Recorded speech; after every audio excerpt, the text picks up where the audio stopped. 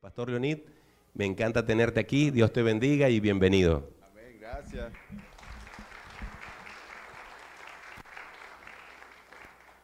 Es un placer estar, es la tercera vez, ¿no? La segunda fue en mayo. Esta es la tercera vez y doy gracias a Dios por mi amigo Martín, cómo Dios ha bendecido su ministerio. Cada vez que vengo veo la iglesia aún un poco más grande y hoy veo que están poniendo sillas, o sea, estamos casa llena, decimos, ¿no? En mi tierra, estamos a casa llena y damos gracias al Señor por lo que Dios hace a través de hombres y mujeres que se ponen en las manos de Dios para ser usados por Dios para su gloria y su honra. También quiero darle las gracias a los estudiantes del Promise. Bienvenido a nuestra familia. El Promise es un seminario que tiene un enfoque principalmente en el discipulado. Aunque tenemos un currículum académico, nos gusta la interacción alumno-profesor y por eso tiene una característica muy peculiar, a diferencia de otros seminarios acá en los Estados Unidos, donde yo mismo estudié en el Midwestern, en Missouri, con una característica más académica. Por supuesto, nuestro seminario tiene un perfil más hacia el discipulado, a formar hombres y mujeres que puedan discipular a otros y llevar a otros al conocimiento de la verdad. Así que bienvenido al programa que inicia este martes, ¿no? Bienvenido a nuestro programa de certificación y damos gracias por los valientes, aquellos pioneros que ya están finalizando, a Celaya, a Irán y a Jerry, que ya van culminando su periodo de entrenamiento en el nivel de bachelor en teología, de bachiller en teología, a nivel académico también y ministerial, así que pienso que nos veremos casi a inicio del próximo año en la graduación de ellos por acá, por Leyland. Así que damos gracias al Señor también por la vida de ellos que fueron los pioneros en iniciar nuestro programa acá en la Florida. Así que damos gracias al Señor por ello. Les invito a ir a su Biblia, Lucas 15, los versículos del 11 al 32. Y en la mañana de hoy vamos a estar hablando acerca de la historia de amor más grandiosa que podemos ver a través de toda la Biblia. Y esta historia es contada nada más y nada menos por el autor de la Biblia.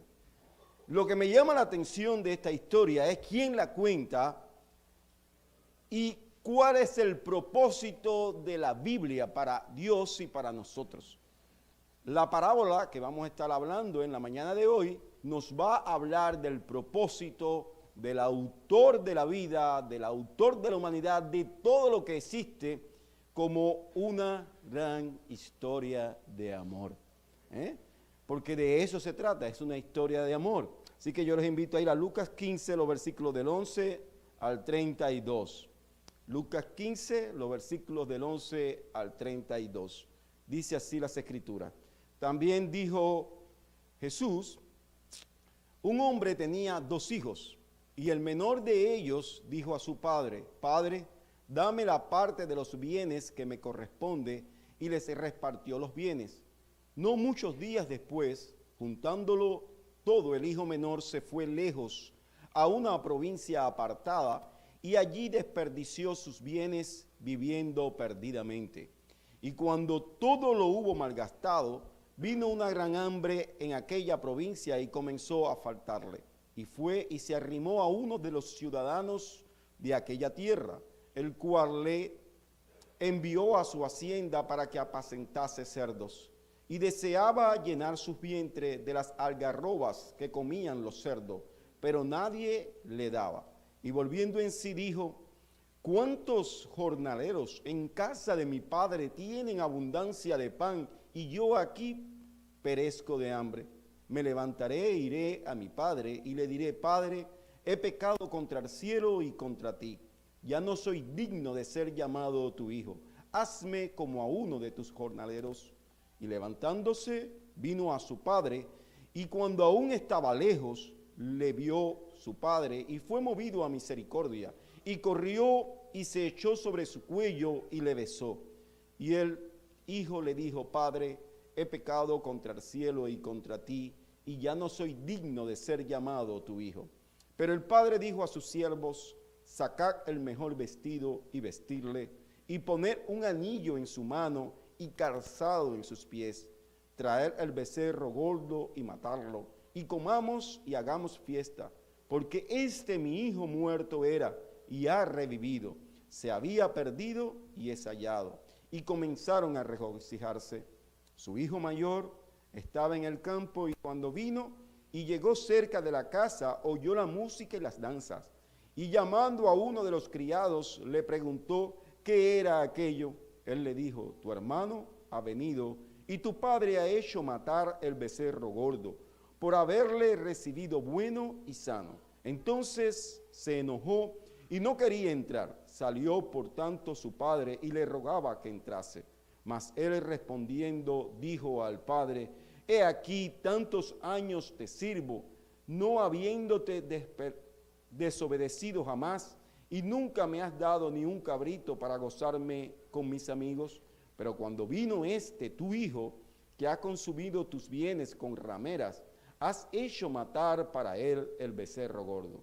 Él entonces le dijo, hijo, tú siempre estás conmigo y todas mis cosas son tuyas, mas era necesario hacer fiesta y regocijarnos, porque este tu hermano era muerto y ha revivido, se había perdido y es hallado. Padre, estamos agradecidos por tu presencia. Te damos gracias por tu amor, por tu misericordia, por tus bondades. Te pedimos que tu Espíritu Santo ministre en nuestros corazones, que confronte nuestras vidas, que nos exhorte y nos anime, y que al salir de aquí podamos entender ese amor que tú has dado a la humanidad. Te pedimos, oh Dios, que podamos entender el propósito por el cual tú enviaste a tu Hijo y el propósito de la salvación. Y ayúdanos a entender, oh Dios, que nosotros sin ti nada podemos hacer. En tus manos nos ponemos. En Cristo te lo pedimos y te damos infinitas gracias. Amén. Le decía que quería comenzar hablándole acerca de la historia de amor más grande que hemos visto a través de toda la historia de la humanidad. Desde Génesis hasta Apocalipsis, esta parábola va a recoger ese amor del Padre hacia sus hijos. Jesús relata esta parábola en respuesta a críticas y a preguntas que los fariseos hacían a través de murmuración y los escribas en contra del propio Cristo y del propósito de la misión de Jesús en la tierra. Jesús relata la parábola en una respuesta contundente y clara acerca del propósito de él a la tierra y para qué él iba a venir y cuál era la consecuencia de aquellos que no recibieran este mensaje. La historia habla del hijo mayor, pero también habla del hijo menor. Pero muchas veces vemos, y cuando hablamos de la parábola, hablamos más del hijo menor. Pero el hijo mayor, en esta parábola, también nos habla de nosotros mismos, porque habla de autojusticia. Y muchos de nosotros sucumbimos muchas veces a la autojusticia. El hijo mayor muestra la autojusticia de los hombres, que se piensan que por sus buenas obras y por ser personas, entre aspas, moralmente hablando correcta, ya son salvas. También la parábola habla de un padre, que es el centro principal de la parábola, un padre que sale a buscar a sus dos hijos. Pero también nos habla del hijo menor. El hijo menor se va de la casa. Al irse de la casa, el hijo menor abandona todo lo que el padre había sembrado en él, todo lo que el padre había dedicado en él. El hijo se va sin importar el daño que le puede ocasionar a su padre, recoge, pero le pide también su herencia. Pero el padre, en toda la historia de la parábola, está hablando de su persistencia en amar a ambos hijos. En la mañana de hoy, yo quisiera hablarle de la importancia que cada uno de nosotros tenemos que tener y saber de quién es Dios para ti y para mí. Porque estamos en los dos bandos. O hay un grupo que pertenece al hijo mayor y hay un grupo que pertenece al hijo menor. En la mañana de hoy, a través que estemos explicando la parábola, vamos a ver en cuál de los dos grupos tú y yo nos podemos identificar. A veces necesitamos saber en cuál de los dos grupos estamos para poder resolver el problema, restaurar el problema con Dios y comenzar de nuevo a caminar con Dios en rectitud. Y el primer punto que le traigo en la mañana de hoy es la rebelión del hijo menor. La rebelión del hijo menor. Y eso lo vemos en los versículos del 11 al 16.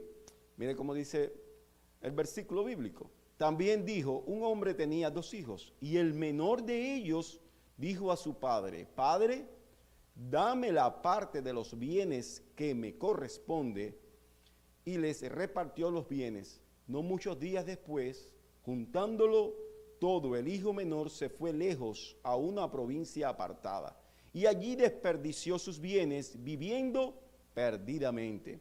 Y cuando todo lo hubo malgastado, vino una gran hambre en aquella provincia y comenzó a faltarle. Y fue y se arrimó a uno de los ciudadanos de aquella tierra, el cual le envió a su hacienda para que apacentasen cerdos. Y deseaba llenar su vientre de las algarrobas que comían los cerdos, pero nadie le daba. Aquí estamos frente a la rebelión del hijo menor, que otras personas también le llaman la petición vergonzosa del hijo menor. Así que le dejo las dos, la rebelión o la petición vergonzosa del hijo menor.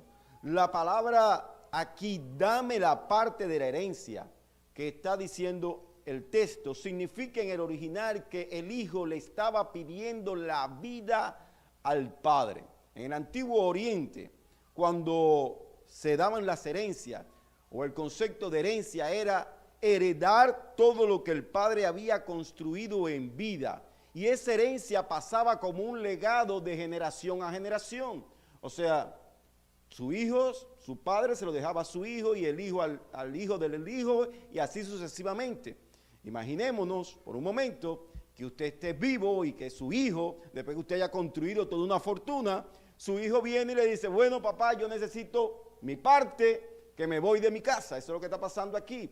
En el Medio Oriente eso era una petición totalmente vergonzosa, porque no era la decisión del hijo pedir la parte de la herencia al padre. Eso era decisión ¿de quién?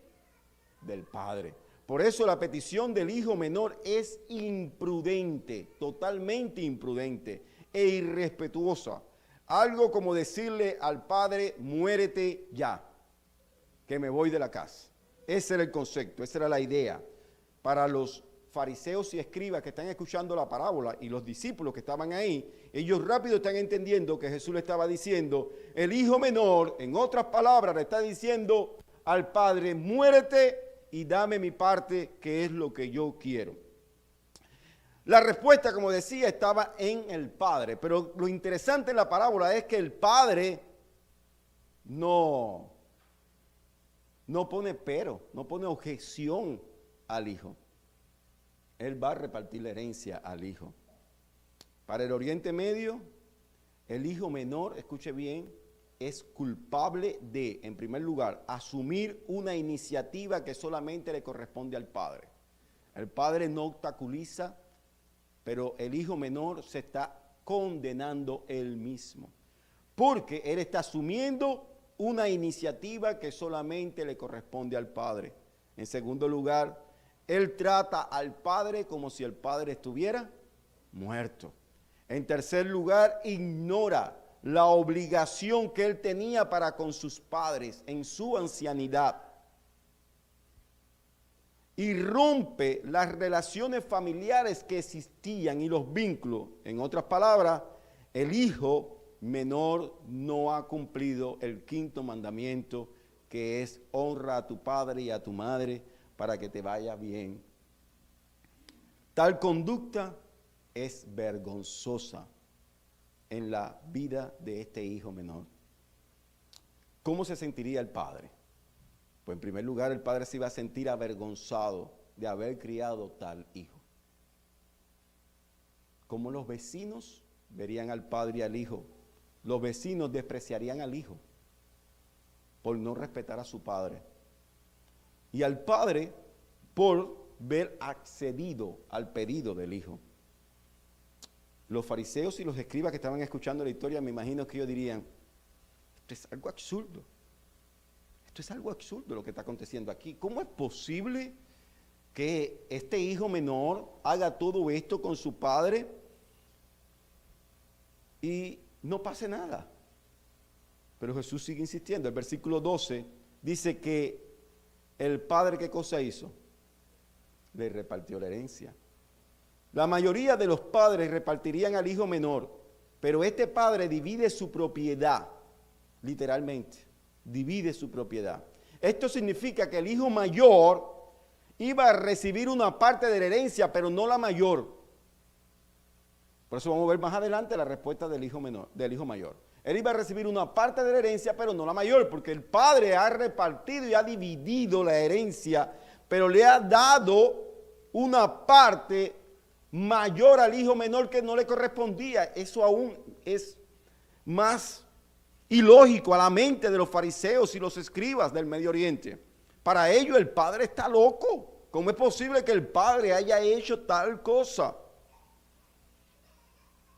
Inclusive para el hijo mayor también había sido una ofensa, porque para el padre poder partir la herencia como lo hizo, el hijo mayor tenía que ver declinado su herencia como una protesta en contra de la conducta de su hermano menor. Pero el hijo mayor no protestó ni declinó su herencia. Y ahí vemos la situación en que se encuentra este hijo menor. Se ha ido de la casa, se ha llevado el dinero, se fue a malgastar todo lo que tenía, todo lo que había heredado del padre, pero dice la palabra en el versículo 13 que algo aconteció. Y vamos allá, seguimos la historia. Versículo 13, mire lo que dice. No muchos días después, juntándolo todo, el hijo menor se fue lejos a una provincia, ¿qué? Apartada. ¿Y allí qué pasó? Desperdició sus bienes viviendo perdidamente, hermanos. Viviendo perdidamente. Esto es una degradación total de ese hijo. El hijo no solo ha pedido la herencia del padre, sino que el hijo también ha ido fuera de la casa, ha malgastado todo. Fue a gastar con mujeres de la vida, olvidándose de todo lo que el padre había sufrido, todo lo que el padre se había esforzado en construir, toda la herencia, todo lo que el padre había ahorrado, de cuántas cosas el padre se tuvo que retener o ahorrar para que el hijo lo hubiese malgastado en cuestiones de nada. Vamos a ponerle un año a todo dar. No pensamos, algunos eruditos piensan que no llegó ni al año, que a los 6 meses ya se había gastado todo el dinero. Imagínense qué situación que Jesús está contando en la parábola, qué situación más degradante, qué degradación más fea la de este hijo menor. Ha consumido todo lo que el padre le ha llevado años en construir, lo ha despilfarrado en solo 6 meses, por tirarle un tiempo más largo. Pero ¿qué aconteció? Dice el texto bíblico en el versículo 14, y cuando todo lo hubo malgastado, vino una gran hambre en aquella provincia y comenzó a faltarle. Sería muy difícil exagerar la profundidad, hermano, de la degradación de este joven. Es muy difícil llegar al piso que este joven ha llegado. Ha consumido todo el dinero, no ha llegado a 6 meses, vamos a ponerle un ejemplo, consumió 3 trillones de dólares. Para que tengan una idea, la exageración de gasto que este muchacho hizo. Porque el padre de la parábola no era una persona normal. Para que tengan, era un terrateniente. Jesús está hablando de un hombre con dinero que ha criado a sus hijos, pero el hijo menor se va, viene, malgasta todo lo que el padre ha construido Y ahora este hombre se queda sin dinero, sin comida y en la peor de las condiciones. Miren lo que dice el texto. Deseaba henchir su vientre de las algarrobas que comían, ¿qué cosa? Los puercos. Ya se pueden imaginar a qué situación tan degradada este señor llegó, este joven. Sería muy difícil, como decía, exagerar la profundidad de la degradación de este joven. La Torá dice para los judíos que comer puerco era comer comida inmunda.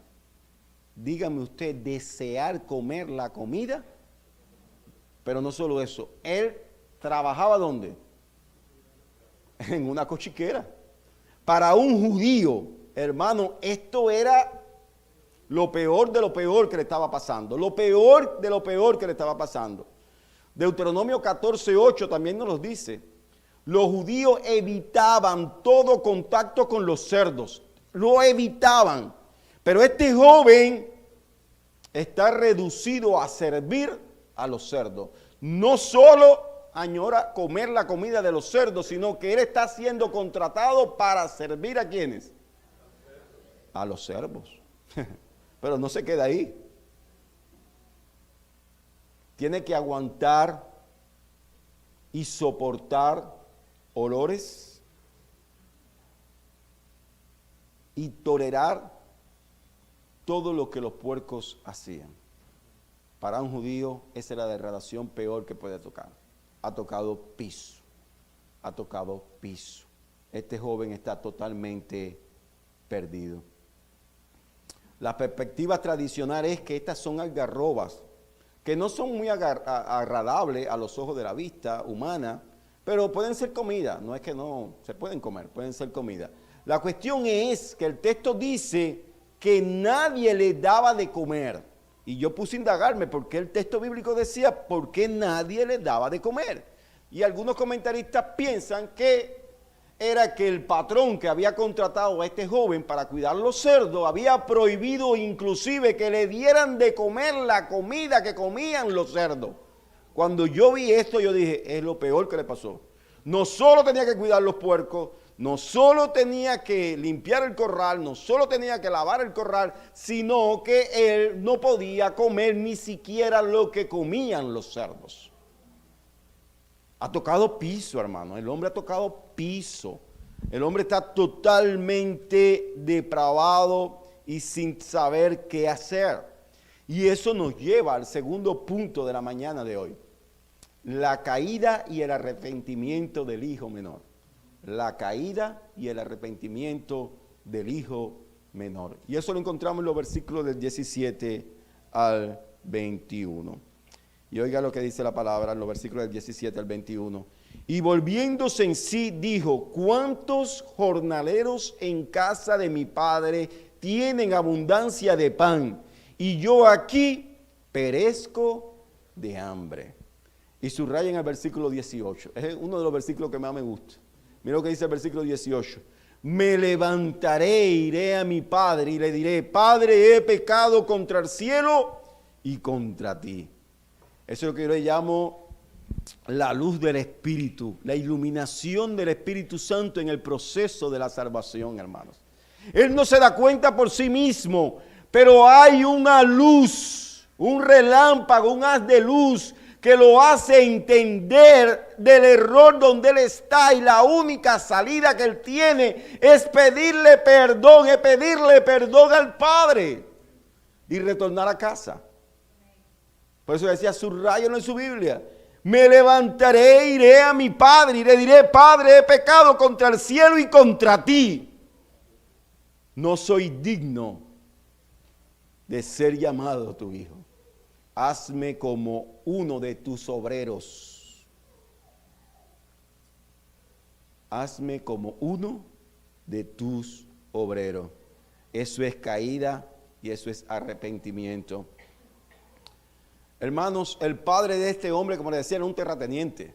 Era un hombre que tenía esclavos, doulos, tenía siervos que le servían. Era un hombre con dinero, era un hombre de posición. Pero el hijo, en su discurso practicado, porque él practica en discurso, versículo 18, él piensa, hay una luz del Espíritu que viene a su vida y le dice, estás en un error, la única salida es volver a casa del Padre. Y él planea pedir que el Padre lo reinstale, pero no en la posición de hijo, sino como un obrero. Y me imagino que para los fariseos y los escribas que estaban escuchando esta parábola, esto fue algo fantástico. Dijo, ahora sí estoy entendiendo. A mí me encanta cómo Jesús la está narrando, porque el maestro está yendo ahí, al centro del corazón del hombre. El maestro está yendo ahí y le dice, yo me imagino que ellos ahora dicen, ahora sí estoy entendiendo. Sí, lo vamos a restituir, pero no a hijo. No lo vamos a poner en hijo, va a ser obrero y tiene que ganárselo y tiene que trabajar y tiene que esforzarse y tiene que luchar, pero ver a la posición de hijo no llega. Ahora sí estoy entendiendo lo que está diciendo el maestro, pero no se queda ahí, entendieron errado. Entendieron errado. Aunque podemos pensar que el trabajo de un esclavo es lo más bajo que se puede tener en una sociedad, el ser contratado también como un empleado en los tiempos bíblicos era casi similar a un esclavo. La diferencia era tu libertad, pero muchos comentaristas y personas que estudian las historias, historiadores, la diferencia era casi nada. A veces los esclavos tenían mejor posición que un obrero. Uno de los gobernadores con los que el Pablo se enfrentó en el libro de Hechos, creo que era Festo. No sé si me equivoco, ahí tengo a Irán y a Celaya ahí para rectificar. Pero creo que era Festo en el libro de Hechos. Él era esclavo de Claudio. No sé si sabían, el gobernador con el que Pablo se enfrenta, él era esclavo de Claudio César, el emperador de Roma. Y llegó a ser gobernador de una provincia. Entonces estamos viendo que habían esclavos que tenían una posición, porque dependía de quién tú eras esclavo. Si eras esclavo del gobernador, tu posición era alta. Entonces estamos viendo que habían esclavos que tenían ciertas posiciones que no tenían los obreros. Entonces un obrero, teóricamente hablando, estaba casi igual a veces o peor que muchos esclavos a veces, porque si el esclavo era de una familia adinerada, ese esclavo tenía ciertas posiciones y privilegios que no tenía un trabajador. Y los versículos del 18 al 19 nos hablan claro de lo que va a acontecer. Miren lo que dice: me levantaré, iré a mi padre y le diré, Padre, he pecado contra el cielo y contra ti, ya no soy digno de ser llamado tu hijo, hazme como a uno de tus jornaleros. Y levantándose, versículo 20, vino a su padre, y cuando aún estaba lejos, lo vio su padre y fue movido a misericordia. Y se echó sobre su cuello y le besó. Yo creo que ahí los fariseos no pudieron entender lo que estaba aconteciendo. Ellos no podían entender eso. No podían entender. Eso es amor. No hay otra respuesta. La ley no permitía hacer eso. El amor sí. Y ahí está la diferencia. El amor, la gracia y la misericordia sí permitían hacer eso. Y ese es el tercer punto de la mañana de hoy. La gracia del Padre hacia el Hijo menor. Y gracia es favor inmerecido, que es bondad. Ese cántico que cantamos, la bondad de Dios. La bondad de Dios. Esa gracia es un favor inmerecido. Es un favor inmerecido que tú y yo tenemos, pero no por nuestros méritos, sino por Él, porque Él quiso amarnos. Por eso es la historia de amor más grande contada por el autor. Dice el versículo 20 que levantándose vino a su padre. Según el sistema legalista, los fariseos sabrían exactamente lo que podría hacer el padre. Ya se lo expliqué. Para los fariseos, finalmente este padre iba a tener la oportunidad de restaurar su honra, levantándole en alto y hacer lo que debería de hacer. Para los fariseos, debía de hacer lo correcto, justo y honorable. Lo que el padre debía de hacer en la mente de los fariseos era lo siguiente: el hijo ha llegado a la ciudad voy a verlo y lo voy a poner a trabajar. Como un jornalero, como un obrero, va a trabajar unos años y él debe de estar restituyéndose poco a poco su posición con su trabajo hasta llegar a la posición de hijo. Eso era en la mente de los líderes religiosos de la época. Pero no fue lo que ocurrió. Ocurrió todo lo contrario. Me imagino el choque emocional e intelectual también para aquellos hombres. Porque el sistema legalista decía que ese era el camino, eso es lo que había que hacer.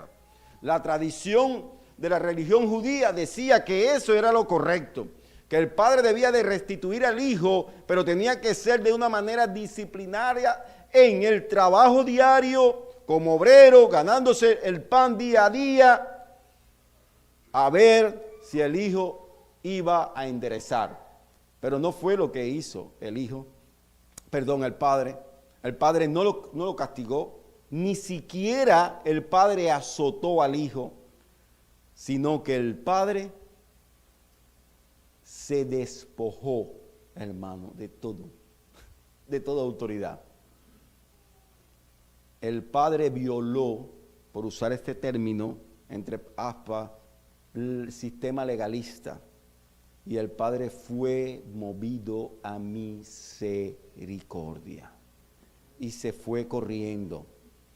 Y sin importar la opinión de los rabinos de la época, que decían que un hombre ni siquiera puede brincar por temor, ni subirse su falda, o sea, ellos tenían un vestido, no podían subirse el vestido. Dice que el padre rompió toda esa tradición. ¿Y sabe lo que hizo el padre? El padre se sube el vestido que usaban, los hombres no usaban pantalón, usaban un vestido, se lo sube, sale corriendo a la puerta de la ciudad. Cuando llega a la puerta de la ciudad, él se echa, abraza al hijo y lo besa. ¿Sabe lo que significaba eso en el tiempo de Israel? Si el hijo entraba a la puerta de la ciudad y el padre no llegaba al hijo, el hijo iba con pena de muerte. En primer lugar, por la primera petición que había hecho, era una petición vergonzosa. En segundo lugar, porque estaba, ¿qué cosa?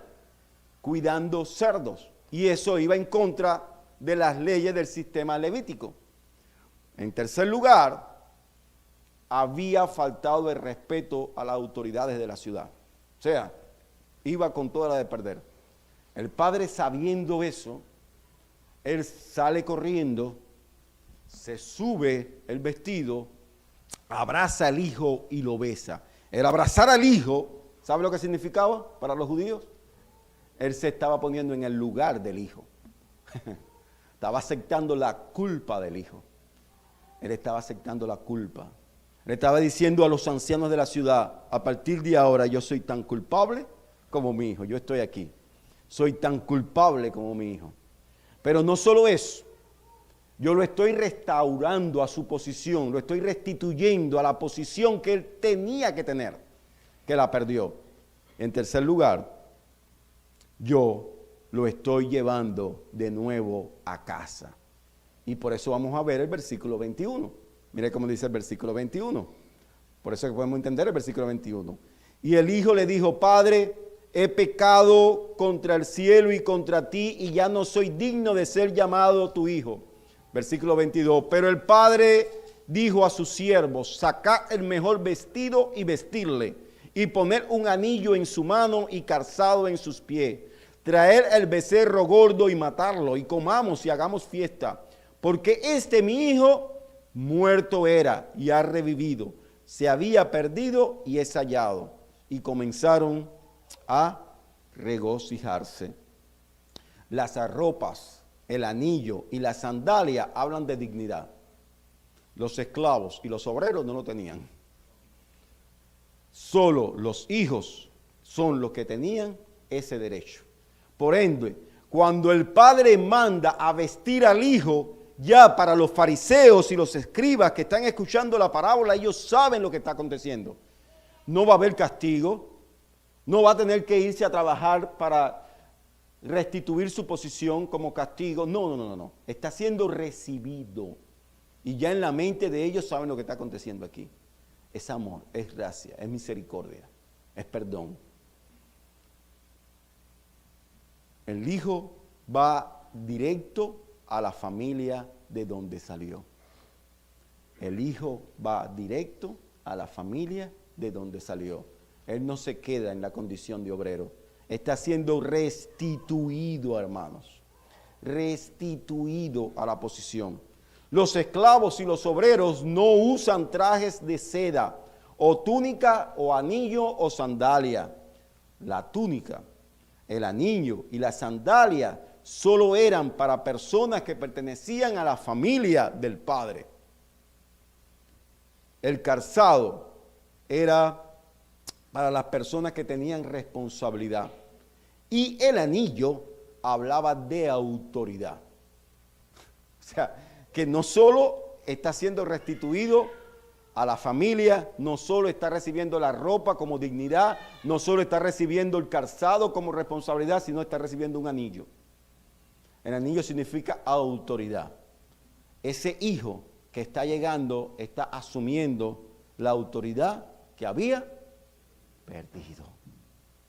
Qué hermoso, hermanos. Qué historia de amor más grande. El hijo acaba de recibir dignidad por parte del padre. El hijo acaba de recibir la autoridad del padre. Y el hijo va a compartir la responsabilidad del padre. Esto señala lo siguiente, que él está en un estatus de hijo total. Y esto no es más que favor inmerecido, que bondad, que gracia. Y eso nos lleva al otro punto de la mañana de hoy.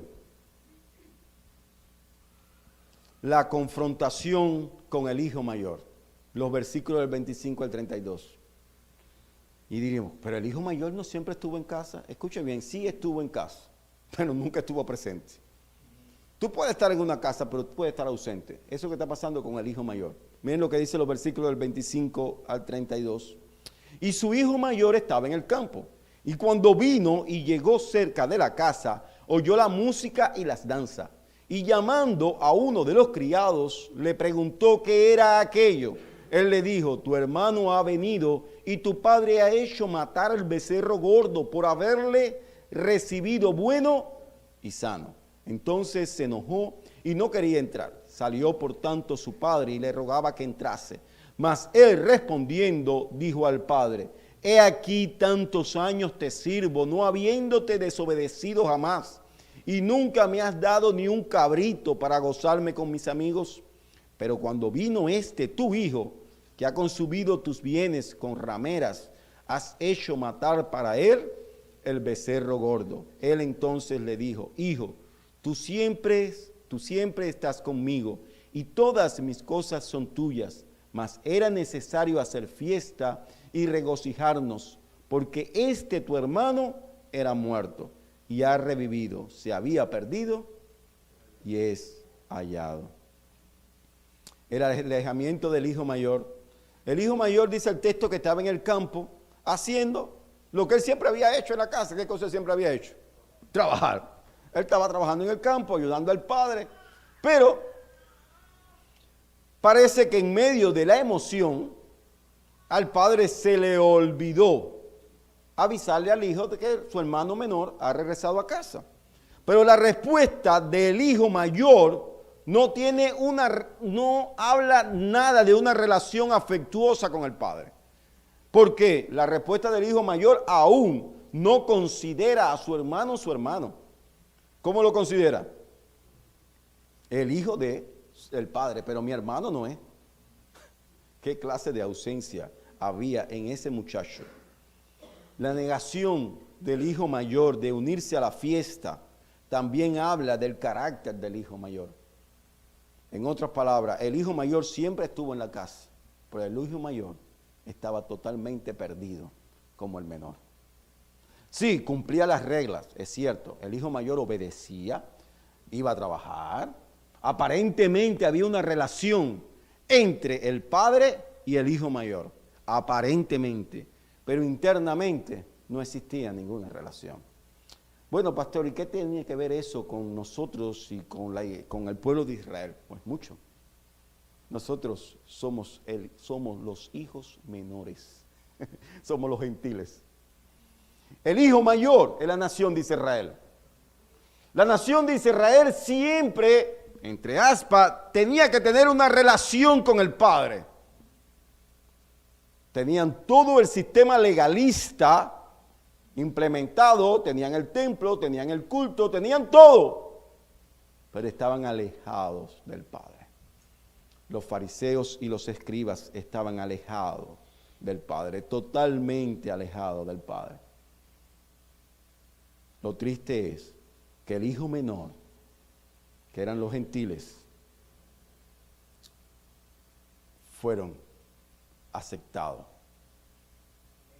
en la casa del Padre. Recibieron dignidad, recibieron responsabilidad y recibieron autoridad. El hijo mayor no quiso entrar. No quiso entrar. No quiso entrar a la fiesta que el Padre había preparado. Y eso nos habla también de rebelión.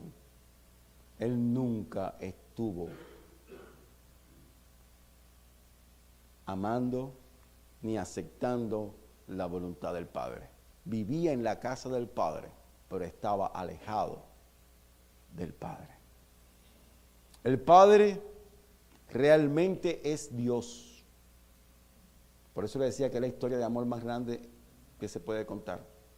El Padre es realmente Dios. En Cristo. Descendiendo del cielo al polvo. ¿Cuál es el polvo? Nuestras ciudades, nuestras aldeas, para buscar y salvar a esos hijos menores que aún están por acá. Ese Dios buscador está buscando a esos hijos menores que tomaron parte de la herencia, se fueron de la casa, que merecían el castigo, pero Dios en misericordia, bondad, gracia, ha salido a buscarlo para restaurarlo. Escuche bien, Dios inicia la búsqueda. No es que el hombre está buscando al hombre, no. Dios inicia la búsqueda y ya inició la búsqueda. Él te está buscando. A lo mejor tú estás aquí hoy en la iglesia bautista de Lakeland y estás aquí porque alguien te invitó, o estás aquí porque pasaste y llegaste, o porque viniste porque es el final de la escuela bíblica de vacaciones. Pero hay una realidad en todo esto, y es que Dios, de una manera u otra, permitió que tú estuvieses aquí. Porque tú no tienes control de tu tiempo, ni de la vida. No tienes control ni de tu tiempo, ni de la vida. Dios sí, porque eres el dueño del universo. Y eres el autor de esta historia.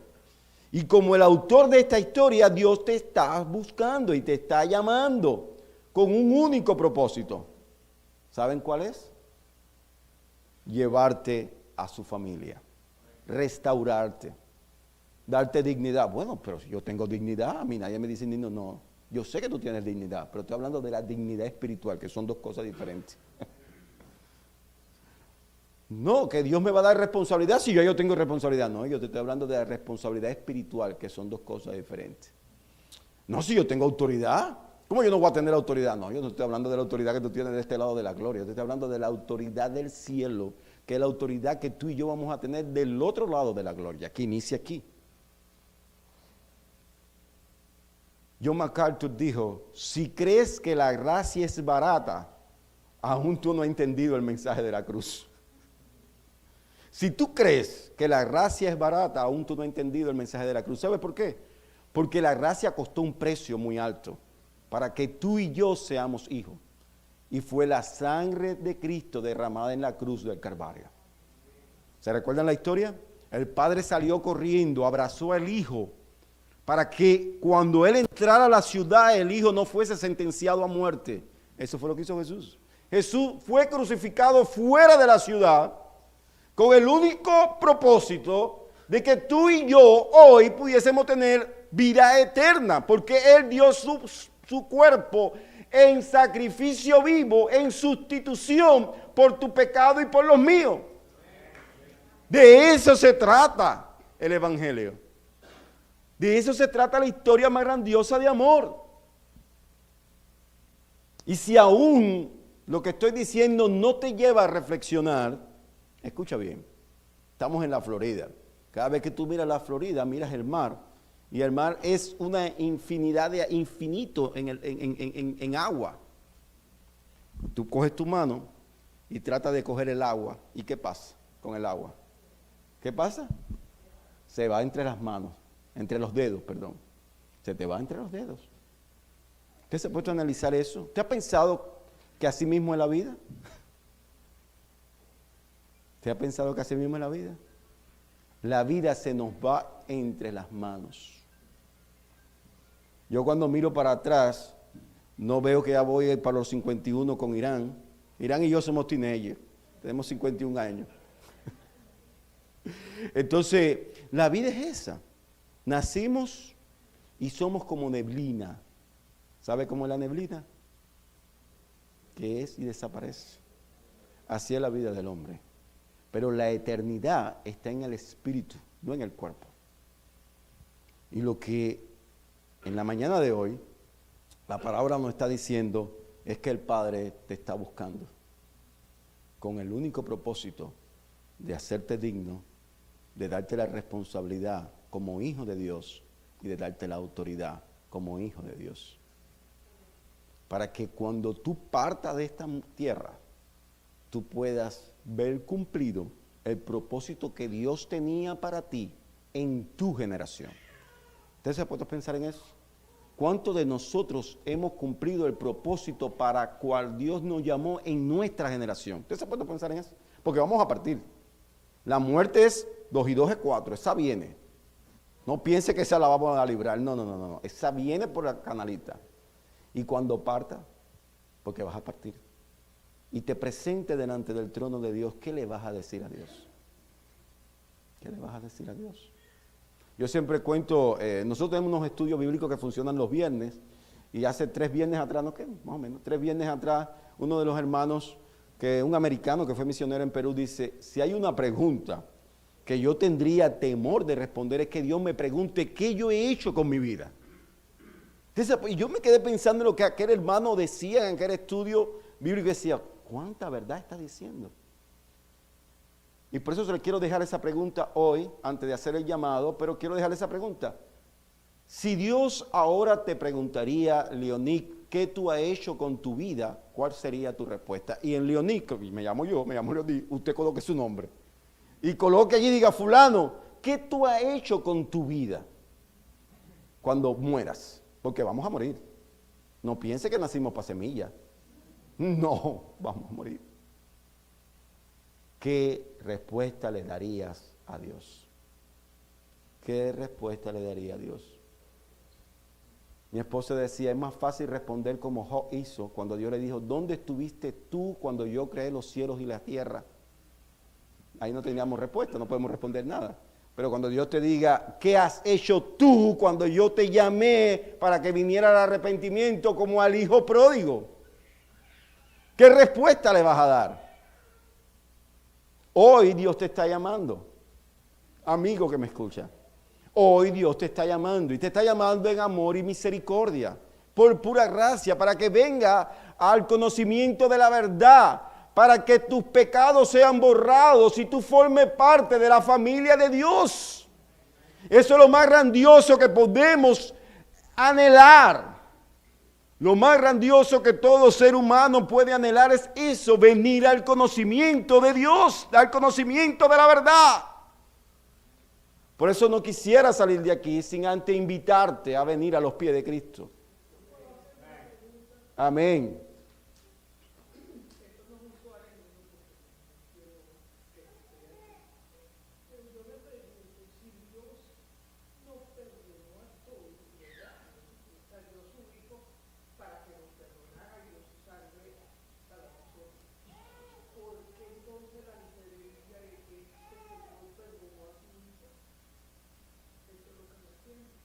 El de la parábola. Dios nos perdonó, nos dio a nosotros a su Hijo para que nos perdonara. Sí. Entonces, ¿por qué criticar, vamos a decir así, al padre de este joven que llegó arrepentido a pedirle perdón a su padre? Y el padre lo perdonó.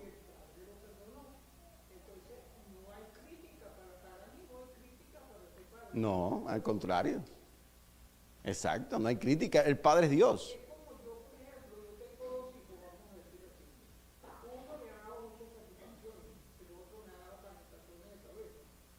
Pero cuando este me ha dado la bendición de cabeza, viene a mí, yo tengo que perdonar. Amén. Dios no hace lo valiente, yo no lo perdonar.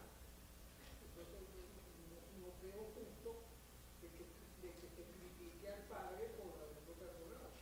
No, el Padre no es criticado. Quien critica al Padre son los fariseos. Ah, el hijo mayor. Ah, el hijo mayor rechazó la oferta, exacto. Ahí donde está, ¿no? El hijo mayor rechaza la oferta, pero el menor acepta la oferta. En la tarde de hoy la invitación sigue en pie. Dios está llamando a ese hijo menor. Ahora, ¿en cuál de los dos lugares quieres estar? ¿Con el hijo mayor que no aceptó la oferta o con el hijo menor que aceptó la oferta? El hijo menor acepta la oferta. Por eso la invitación, como decía ahorita, sigue en pie. No quiero que salga de aquí sin antes reflexionar en este llamado que Dios está haciendo. Como contaba la hermana, el hijo mayor no acepta la oferta, no entra a la fiesta. Al no entrar a la fiesta, él mismo se condenó. Pero el hijo menor sí entró a la fiesta. El hijo menor sí fue restituido. El hijo menor sí formó parte de la familia de Dios. Ahora, ¿en cuál de los dos lugares quiere estar? ¿Con el hijo mayor o con el hijo menor? Por eso en la mañana de hoy, creo que tarde ya, la invitación está en pie. ¿Cuántos de los que están aquí que aún no forman parte de la familia de Dios quisieran formar parte de la familia de Dios? Si hay alguien aquí que aún no ha formado parte de la familia o que quiere volver, formó por un tiempo, pero ha cometido errores y quiere restituirse de nuevo con Dios, Dios te está llamando, Dios está buscándote. Ese llamado de Dios sigue latendo en tu corazón. Si estás ahí, ponte de pie y podemos orar por ti. Si no, si todos somos de la familia, pues muchas gracias, bienvenido, Dios le guarde, le bendiga y le entregamos este lugar al pastor Martín.